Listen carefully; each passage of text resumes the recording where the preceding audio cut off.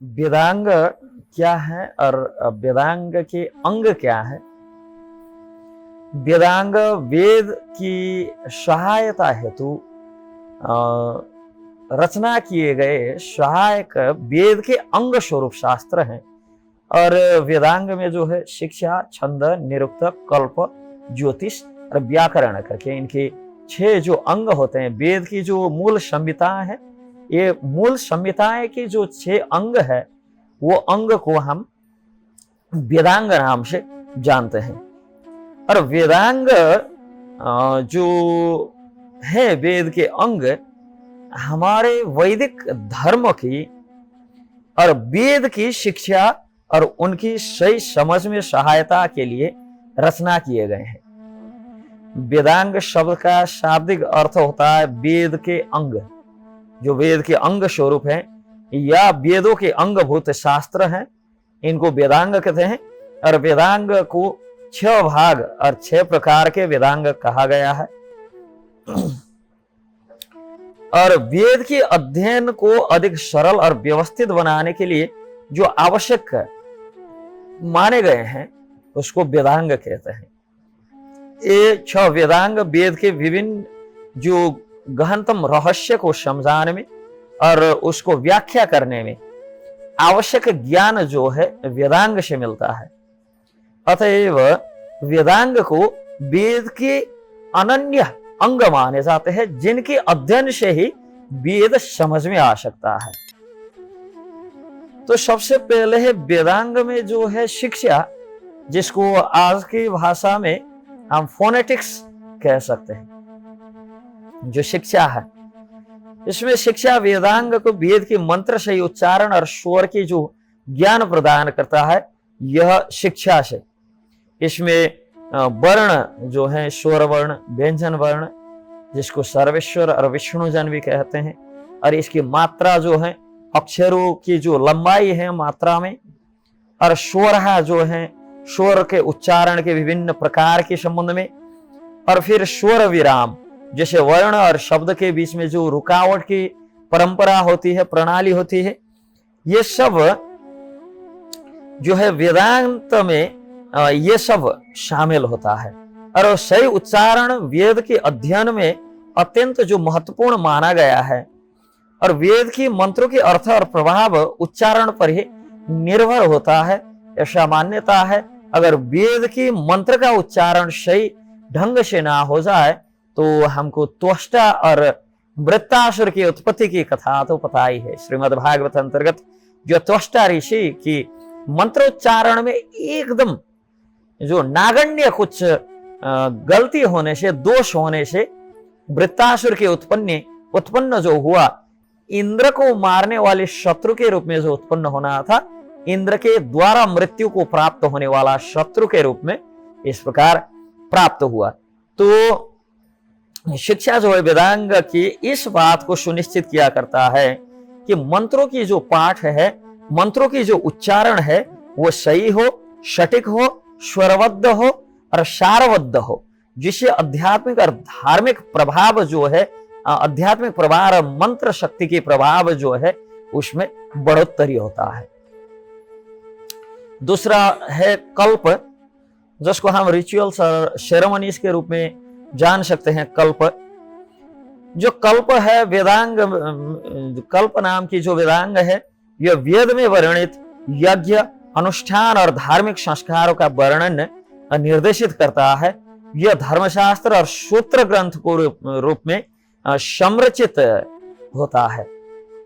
और जो धार्मिक अनुष्ठान के नियम और प्रक्रिया है, वो कल्प सूत्र, कल्प शास्त्र के हिसाब से इसमें जो विवरण दिए जाते हैं, वो विवरण के हिसाब से समस्त हमारे जो कर्म है, जो यज्ञ, अनुष्ठान और धार्मिक संस्कार हैं, वो सब कर्म इसके आधार पर किया जाता है। और कल्प वेदांग जो है धार्मिक अनुष्ठान और यज्ञ की सही पालन के लिए नितांत आवश्यक है। जितने भी अनुष्ठान होते हैं, वो सब अनुष्ठान कल्प शास्त्र के अधीनस्थ और कल्प शास्त्र की निर्देशना मुजिम होता है। यह सुनिश्चित करता है कि जितने भी हम धार्मिक अनुष्ठान आदि करते हैं, यह धार्मिक अनुष्ठान जो है वेद के निर्देशन के अनुसार सही तरीका से किए जाए, जिससे वो आध्यात्मिक लाभ, धार्मिक लाभ और वैदिक लाभ प्राप्त हो सके। व्याकरण जो है इसको साधारणतः ग्रामर हम इस रूप से समझ सकते हैं। व्याकरण जो है संस्कृत भाषा के सही उपयोग और संरचना सीखने में सहाय है। और पाणिनि का जो अष्टाध्यायी व्याकरण है, व्याकरण में प्रमुख ग्रंथ माना गया है। ऐसे ही श्री रूप कौमुदी, हरिनामामृत व्याकरण आदि जो व्याकरण है, संस्कृत के नियम और संरचना को विस्तृत रूप से समझाया जाता है इस वेदांग में, वेद के इस अंग में। संस्कृत भाषा के सही ज्ञान, वेद का अर्थ और व्याख्या के लिए व्याकरण की आवश्यकता है। व्याकरण वेदांग और अध्ययनकर्ताओं को संस्कृत भाषा के व्याकरण और संरचना को सही ढंग से समझाने में जो मदद करता है, जिससे हम वेद के गूढ़ अर्थों से सही तरीका से यह समझ सकते हैं। रहता है निरुक्त, जिसको हम एटोमोलॉजी एक्सप्लेनेशन कह सकते हैं, कि निरुक्त शब्दों के मूल और उनके सही अर्थों की व्याख्या में सहाय सिद्ध होता है। यह शब्द के सही अर्थों को समझाता है, व्याख्या करता है। यास्क का निरुक्त जो इन वेदांग का प्रमुख ग्रंथ माना गया है, जिसमें वेदों के कठिन और स्पष्ट शब्दों की व्याख्या दी गई है। निरुक्त जो है वेद के गूढ़ शब्द और वाक्यांश की सही समझ जो प्रदान करता है। यह वेद के अध्ययनकर्ताओं को वेद के कठिन और पुराने जो हमारे प्राचीन शब्द हैं, ये शब्द का अर्थ और संदर्भ को भी समझाने में सहाय सिद्ध होता है, जिससे हम वेद का सही और गहन अर्थ हम समझ सकते हैं। और छंद जो है, छंद वेद की मंत्रों की छंद संरचना जो है, यह छंद संरचना और इसकी जो मीटर होता है, यह जानकारी देता है। यह मंत्रों के लय, ताल और छंदों के विभिन्न प्रकार का अध्ययन भी इसी विभाग के अंतर्गत रहकर हम कर सकते हैं। तो वेद की मंत्र का सही उच्चारण, ज्ञान छंद पर निर्भर करता है। छंद जो है वेदांग जो है वेद की मंत्र की सही पाठ गायन के लिए आवश्यक जो लय और ताल की जानकारी भी प्रदान करता है, जिससे मंत्र का उच्चारण मधुर भी होता है और सटीक भी होता है। और है वेद की अंगों का जो वेदांग का षष्ठ अंग जो है, छठवां अंग जो है, यह ज्योतिष है, जिसको हम एस्ट्रोनॉमी, एस्ट्रोलॉजी के रूप से आज जानते हैं। तो ज्योतिष वेदांग खगोल विज्ञान और ज्योतिष विज्ञान को समझाता है। यह वेदों में वर्णित ग्रहों, नक्षत्र और सब खगोलीय जो घटनाएं है, परिघटनाएं है, इसका अध्ययन करता है। धार्मिक अनुष्ठान और यज्ञों आदि का समय निर्धारण खगोल विज्ञान पर आधारित होता है। और ज्योतिषीय जो वेदांग का वेद का अध्ययनकर्ताओं के लिए खगोलीय घटनाओं, ग्रहों की स्थिति सही ज्ञान प्रदान करता है, जिससे हम हर धार्मिक अनुष्ठान के लिए शुभ समय का चयन कर सके। तो वेदांग वेद का अध्ययन का और वेद की समझ बढ़ाने के लिए, वेद की सही रूप से समझ पाने के लिए यह अनिवार्य सहायक शास्त्र है, वेद के अंग है।